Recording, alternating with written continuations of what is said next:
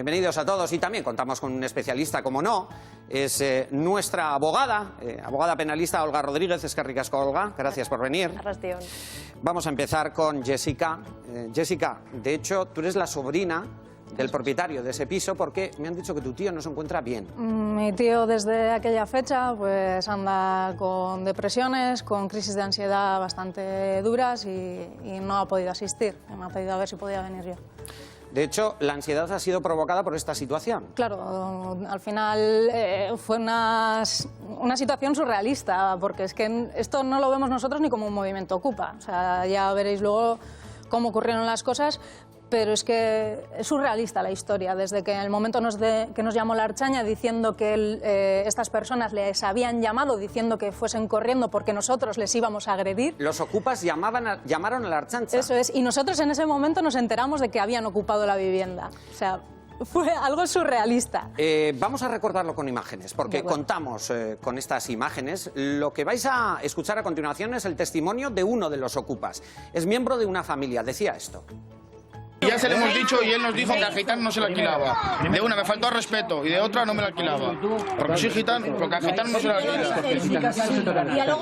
Pues dígaselo a él, usted jefe, dígaselo a él. Si él me dice, mira, que no te la alquilo, ¿vale? ¿Venís cantidad de veces a por leña al taller mío? Que soy la leña, yo lo que sí. ¿No se trata con mala educación? No, para nada. Todos habéis venido, os he sacado el carro de leña y de todo. O sea, que no hablemos de razón. Os saco el carro. Pero ha sido él, que a gitano no se la alquila. ¿Por qué a gitanos no? ¿Qué tenemos los gitanos? No creo que haya dicho gitano. Hombre, que yo me acuerdo bien de lo que... Malas maneras de entrar en una casa sin permiso. No me la alquilabais porque soy gitano. Yo no sé qué tiene que ver la etnia aquí. Es más, a mí me parece fatal que metan a toda la etnia gitana en este grupo, cuando estos, si son delincuentes, no son gitanos. Bueno, son de raza gitana, lógicamente, pero es que este problema no tiene nada que ver con la etnia gitana. ¿Tu tío les negó el alquiler por alguna razón? Mi tío vive en esa casa también, o sea, tenemos al abuelo justo al lado, que esa misma noche intentaron entrar también en esa casa. Tenemos la denuncia hecha y gracias a que unos vecinos denunciaron, pudimos, antes de que cambiasen la cerradura y también ocupasen esa casa, se pudo denunciar y llegó la Ertzaintza a tiempo. Pero si no, hubiésemos tenido dos problemas de dos viviendas ocupadas. Jessica, antes decías que os encontráis una situación surrealista. ¿Tú cuando te enteras de todo esto y tu tío y acudís ahí? Claro, es la casa de tu tío. Eso es. Tu tío intentó entrar. ¿Qué hubiese pasado si llega a intentar entrar en su casa? Pues que como ahora en ese momento ellos eran poseedores de vivienda, tenían todos los derechos y tú no puedes entrar en esa vivienda porque son ellos los propietarios en ese momento, digámoslo así. Pero el propietario es tu tío. Ya, pero no puedes entrar. Y gracias a que la Ertzaintza nos estuvo ahí calmando, porque ya habéis visto que estuvimos muy tranquilos en una situación límite como es Era aquella. tensa la situación, pero bueno, sí. Estábamos muy tranquilos. Pero vosotros estabais dispuestos a entrar y os dijo, os advirtió la Ertzaintza. Nos advirtió que es que no podíamos hacer eso. Es más, mi tío decía, yo si tengo medicación dentro tampoco puedo entrar a por mi medicación, que no era el caso. Y dijo que tampoco podían O sea que entrar. si tu tío llega a entrar, el delincuente... Es él. ¿Esto cómo es posible, Olga? Es cierto porque en ese momento esas personas lamentablemente habían adquirido la posesión de la vivienda y su tío había pasado a un segundo plano y seguía siendo propietario de la vivienda, pero al no poseerla ya tendría que iniciar acciones legales frente a esos poseedores para recuperar lo que minutos antes era suyo, que era la posesión. ¿Ese proceso cuánto puede durar? Tranquilamente un año. ¿Un año? Tranquilamente un año. Un año hasta que ya haya una orden de lanzamiento, porque nadie puede entrar en esa vivienda sin que haya una orden de salida de esas personas, ni la policía ni ningún particular. Y entre que se dicta esa orden, que se lleva a cabo con los retrasos judiciales, un año, pero como poco, ¿eh? Esto lo sabían quienes ocupaban la vivienda. Como que nos enteramos por ellos allí, nos contaron todo el proceso.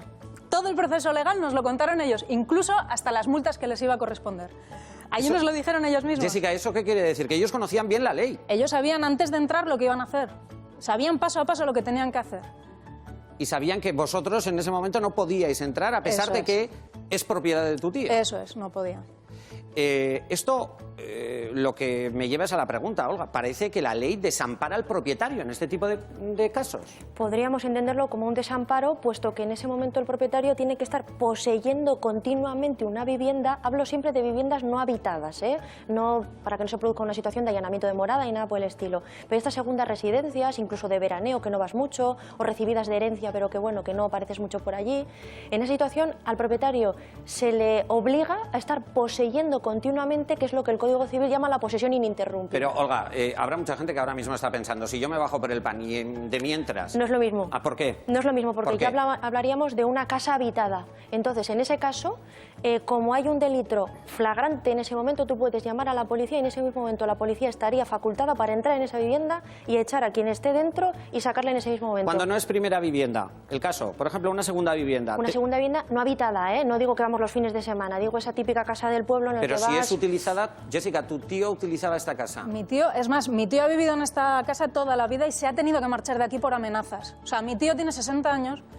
y se ha teninido que meter en una hipoteca para marcharse a otro pueblo porque aquí no podía convivir. ¿Amenazas de qué? Amenazas contra ellos.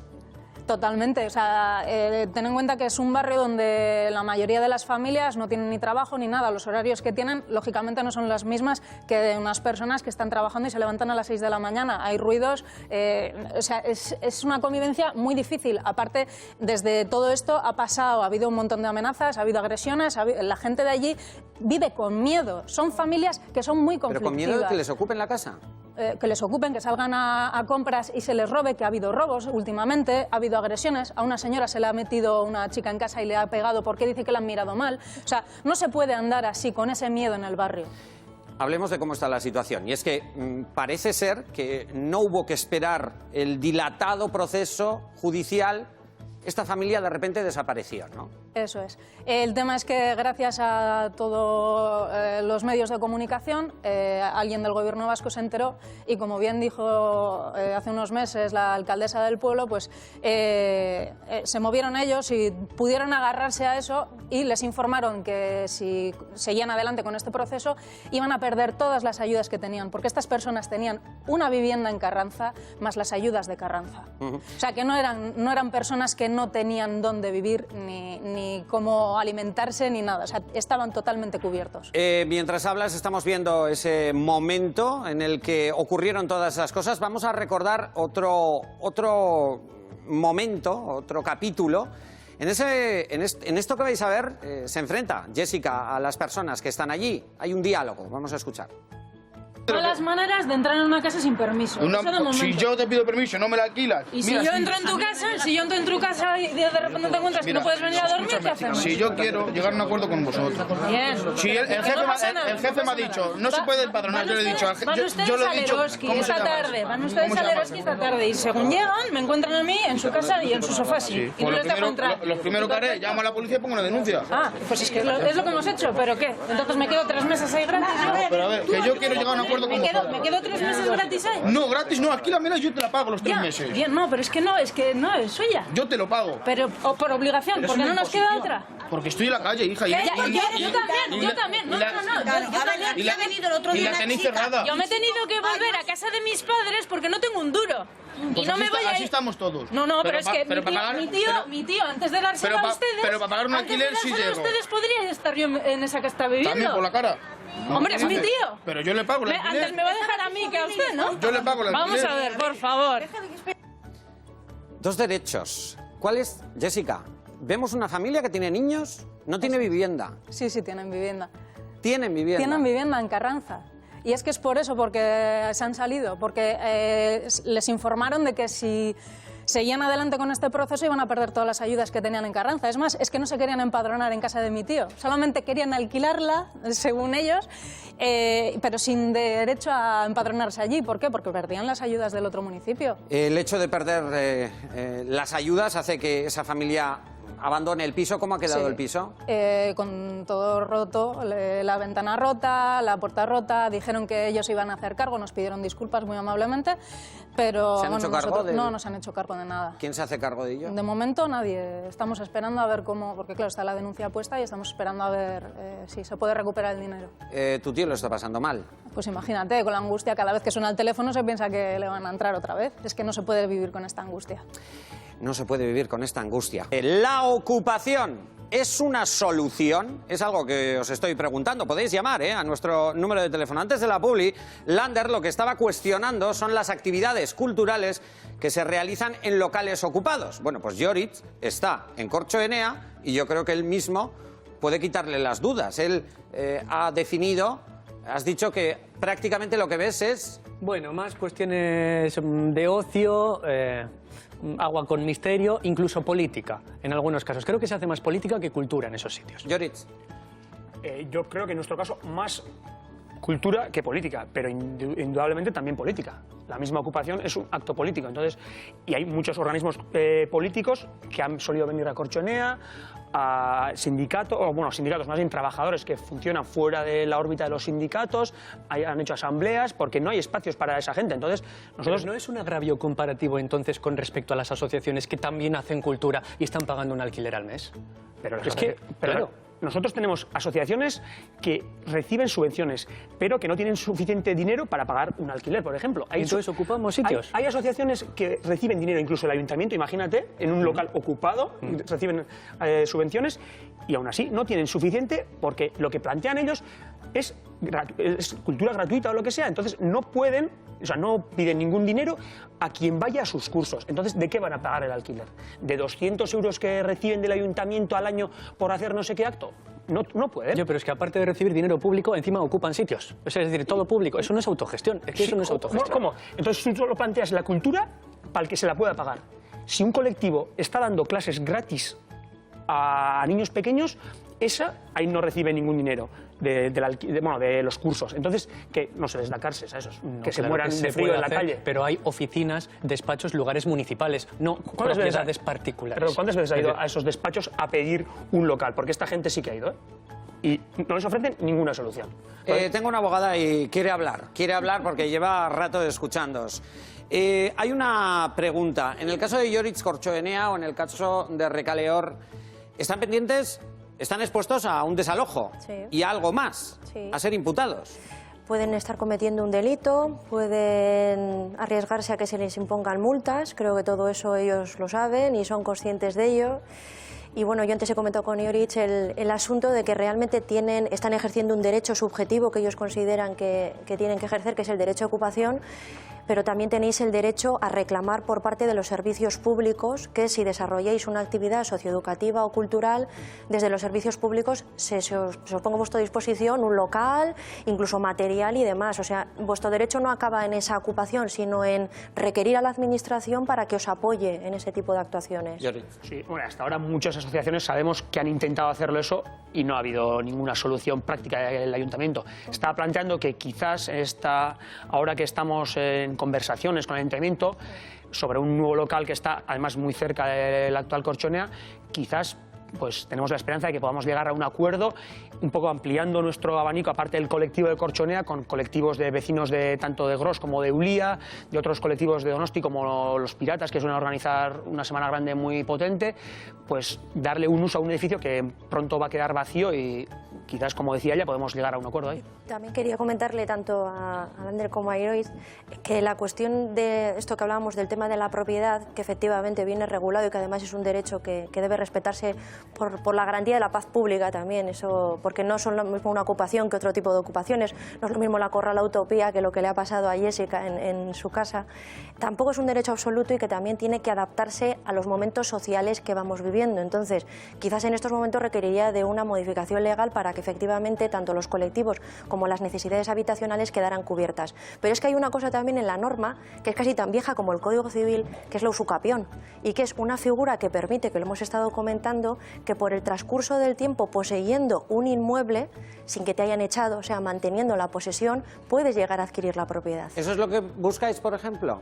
¿Os parece Manteneros, por ejemplo, en el Recaleor, en esas casas, y que no se os desaloje y, por lo tanto, conseguir una propiedad. No buscamos la propiedad de las viviendas ni la propiedad de los espacios públicos en ese momento. Lo único, pues que había unas personas con una necesidad, que ese colectivo ha ido aumentando, y lo que esperamos es que el proyecto que estamos creando se respete por parte de las instituciones. Pero esos estamos interesadas en la propiedad. Chaso, por saberlo. ¿Tienen propietarios? La propiedad ¿Las viviendas que habéis ocupado? Es de Ensanche 21, que es una promotora municipal, pertenecen por tanto al Ayuntamiento de Gasteiz.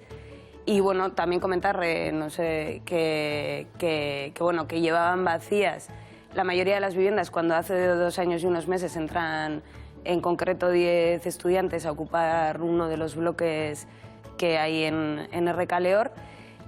Había, pues como he dicho, de 32 portales, en los que por cada portal hay 6 viviendas.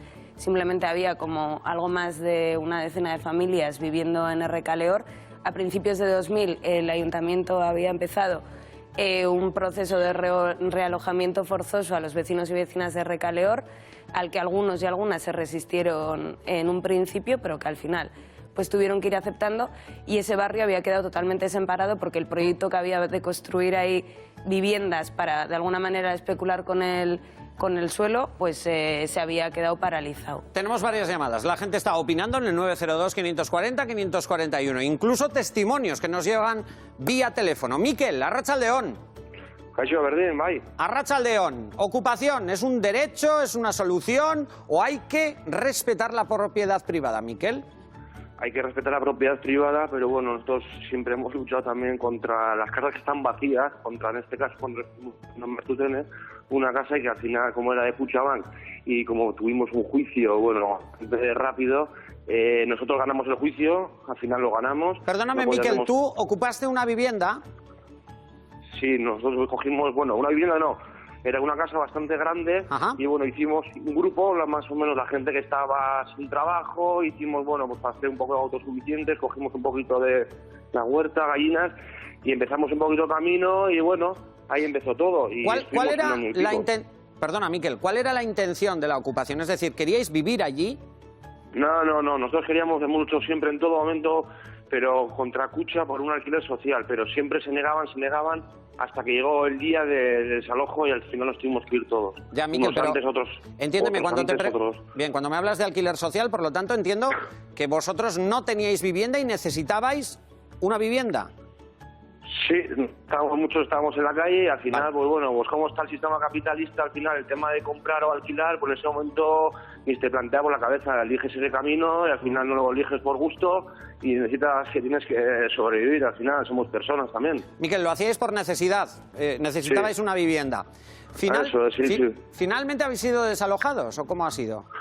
Al final, bueno, hace poco pasé yo por ahí para ver un poquito cómo iba todo y bueno, por lo visto han invertido otra vez bastantes millones al final, que bueno, en pintar todos los terrenos, para no sé para qué. Al final se apoderaron otra vez de la casa, Pero lo que nos tienen que dar más facilidades a la gente joven, pues por lo menos alquileres sociales, un poquito, que la gente también, yo creo que también eso también estaría un poco de acuerdo. Miquel, no te quieres apoderar nunca del inmueble, nunca, yo creo, en nuestro caso por lo menos. Miquel, hay una frase que gente utiliza para definir ese ejercicio de ocupación: es patada en la puerta y ocupación. ¿Lo volverías a hacer? Yo sí. ¿Lo volverías a hacer? Sí. Sin duda. Al final, bueno, por una necesidad de vivienda en tu caso, ¿no?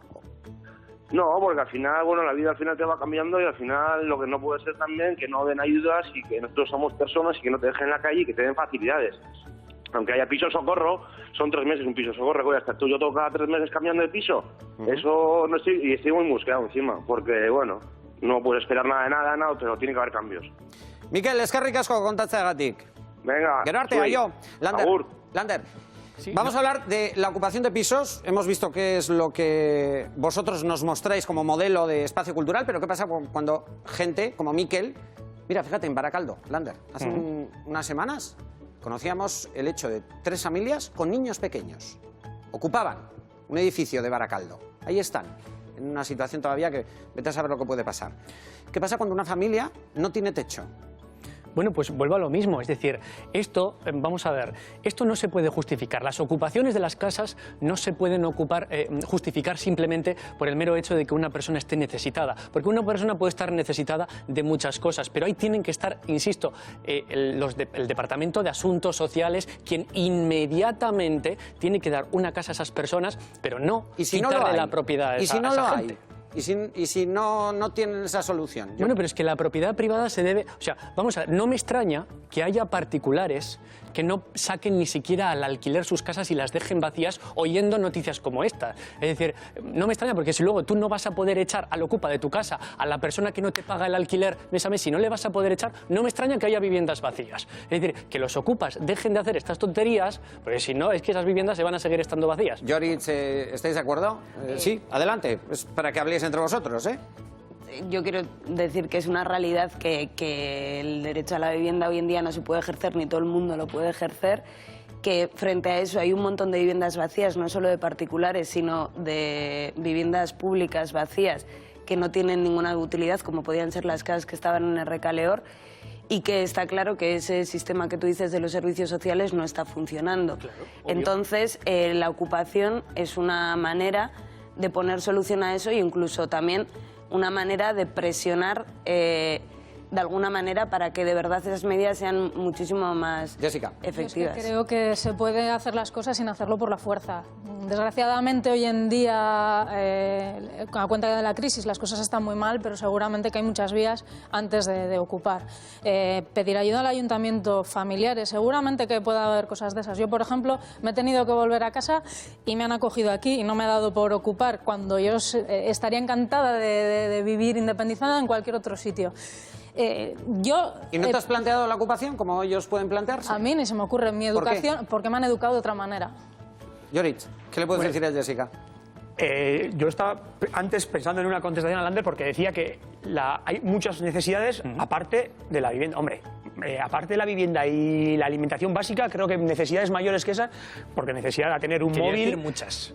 Es decir, uno puede tener muchas necesidades. Es verdad que esas necesidades son básicas, pero ahí, insisto, tienen que entrar los servicios sociales. ¿Y si no funcionan?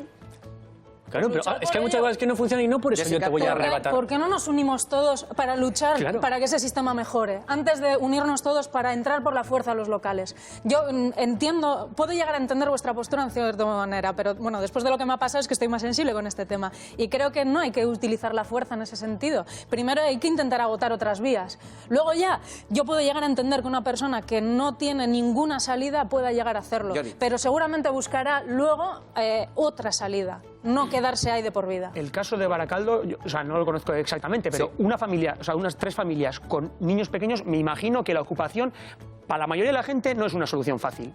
Parece que la ocupación es lo más fácil del mundo, pero la ocupación pero cuando una persona... y una gente con niños pequeños, además, estoy seguro de que era una situación desesperada. Jessica. Sí, el tema es que hay muchas ocupas también que al final están contaminando todo eso que tú me dices, porque hay mucha gente que va de jeta para vivir gratis toda la vida, y tienes el ejemplo en lo que yo he vivido, que iban diciendo que eran ocupas, iban diciendo que no tenían todos esos derechos por ser gitanos y al final vivían mejor que yo no tengo ayudas, yo estoy en el paro y he tenido que volver a casa de mis padres y estoy haciendo las cosas legalmente. A mí hay una cosa que no lo he entendido de verdad y es que no le llego a comprender tampoco, no le veo el sentido. Es decir, cuando uno tiene una segunda residencia, que hemos hablado antes, ¿no? O una vivienda que la mayor parte del año está vacía, aunque, vamos, de alguna manera pierde la posesión esa persona, ¿no? Por no estar... de manera continua. De manera continua. Y entonces puede venir uno ocupa y ocupar esa casa. Pero ¿por qué pierde esa posesión cuando por esa casa estará pagando el IBI? Pagará unos impuestos, aunque no viva en esa casa. Entonces, brevemente. Te lo explico así muy sencillo. Porque la propiedad se divide en 2 esferas. Una es la posesión y otra es la nuda propiedad. Todo esto que tú has estado comentando de pagar el IBI, de pagar impuestos, de pagar seguro, le corresponde al propietario, que en el momento que abandona la vivienda pierde la posesión y sigue residuándole esa parte que es la nuda propiedad, que son las obligaciones, pero esa posesión la ha perdido por el hecho de salir. Tú entiéndeme que es por el hecho de no estar, por el hecho de dejar de poseer, por el hecho de no permanecer de manera continuada allí. Por eso, al perderlo, digamos que su derecho se divide en 2, hay uno que se le mete, le coge ese y por lo tanto adquiere. La ley es el de Chiquinabo. Permitidme que os enseñe lo que ha ocurrido y lo que está ocurriendo en Betolaza, en un barrio de Bilbao. El sábado entra una familia Bueno, se ha montado el follón. Esta misma mañana nuestra compañera Carmela Azcoitia veía cómo volvían a levantar un muro para impedir que esa familia de ocupas entrase de nuevo en este vecindario y en esta vivienda. Los vecinos, ¿qué es lo que opinan? Pues Carmela Azcoitia ha recogido algunas de las opiniones.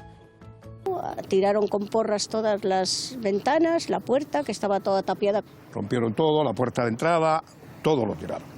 No más que han visto eso, ha venido 2 coches de policía. Pero la policía no puede hacer nada, claro. ¿Y cómo estabais los vecinos? Muy mal, todos muy mal. Los vecinos, pues, a ver, ¿Preocupados? Claro, preocupados. Todo el mundo decían que iban a pedir firmas y todo. ¿Y el ambiente que había aquí entre los vecinos? Pues era un poquito tenso. ¿Preocupados por la gente que entraba en la casa? Claro, si había lo menos 30 o más ahí, estuvieron quitando todo lo de dentro, tirándolo por las ventanas y todo. ¿Y entre los vecinos, preocupación? Hombre, no, normal. ¿Tú te crees? Que entren ahí la gente así por la cara. Eso no está bien, porque, no sé, al cabo hay que respetar un poco. Lo que no se puede entrar es en una propiedad particular. ¿Cómo vas a consentir que entren en las casas así? En seguridad total. ¿No estabais tranquilos? No. Es la opinión de los vecinos, muchas opiniones que hemos recogido en el teléfono y opiniones que han dado nuestros invitados. Gracias a todos, Olga, y al resto de invitados. Es que ricasco.